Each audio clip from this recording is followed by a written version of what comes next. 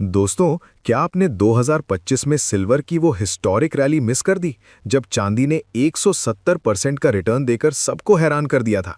अगर answer yes है तो उदास मत होइए, क्योंकि 2026 के शुरुआत में ही मार्केट में एक रेड मेटल का शोर सुनाई दे रहा है।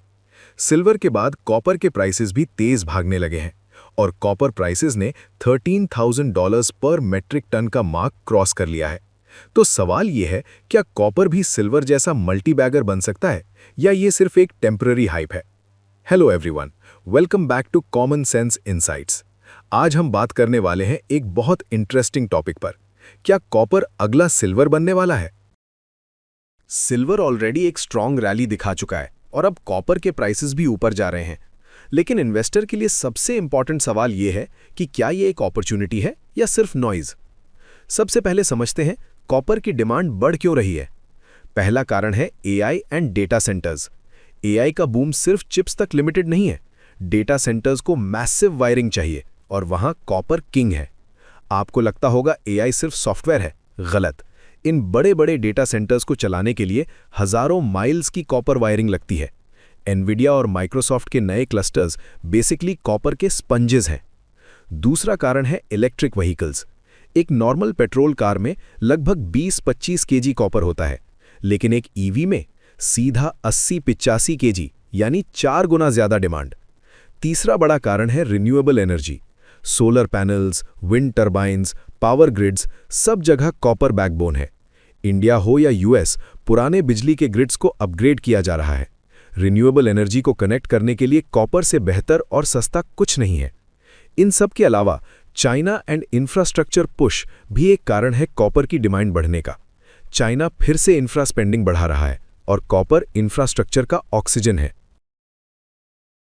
डिमांड तो स्काई रॉकेटिंग है, पर सप्लाई का क्या? सप्लाई उतनी फास्ट नहीं बढ़ रही। प्रॉब्लम यह है कि एक नई कॉपर माइन को शुरू करने में 15 से 20 साल लगते हैं। माइनिंग कॉस्ट्स बढ़ चुकी हैं, एनवायरमेंटल रेगुलेशंस भी स्ट्रिक्ट हो रहे हैं। एक्सपर्ट्स का कहना है कि 2026 में हम 3 लाख टन्स के डेफिसिट यानी कमी में होंगे। सिंपल कॉमन सेंस, जब चीज कम हो और मांगने वाले ज्यादा तो प्राइस तो ऊपर जाएगा ही। तो सवाल यह है कि हम इस रैली का फायदा कैसे उठाएं। इंडिया में हिंदुस्तान कॉपर और वेदांता जैसे स्टॉक्स पर नजर रखिए। कॉपर का प्राइस बढ़ेगा तो पुराने कॉपर यानी स्क्रैप की वैल्यू भी बढ़ेगी। जो कंपनीज मेटल रिसाइकलिंग में हैं उन्हें भी ट्रैक करें। इन्वेस्टर को लेकिन एक बात का ध्यान और रखना चाहिए। कॉपर में इन्वेस्ट करने से पहले ये याद रखो, कॉपर हाईली सिक्लिकल है। ग्लोबल रिसेशन आई तो डिमांड हिट होती है और चाइना स्लोडाउन मतलब कॉपर में प्रेशर। इसलिए कॉपर को गेट रिच क्विक एसेट मत समझो, theme based long term play समझो। तो वर्डिक्ट क्या है? क्या कॉपर अगला सिल्वर है? Short answer, no. Exactly silver जैसा नहीं, क्योंकि सिल्वर को लोग मल्टीपल रीजंस के वजह से खरीदते हैं, जैसे investment, industrial metal, inflation hedge, और ये गोल्ड की तरह सेफ हेवन भी माना जाता है। पर copper is a pure industrial metal. But long term में यस, कॉपर एक स्ट्रॉन्ग ग्रोथ मेटल बन सकता है।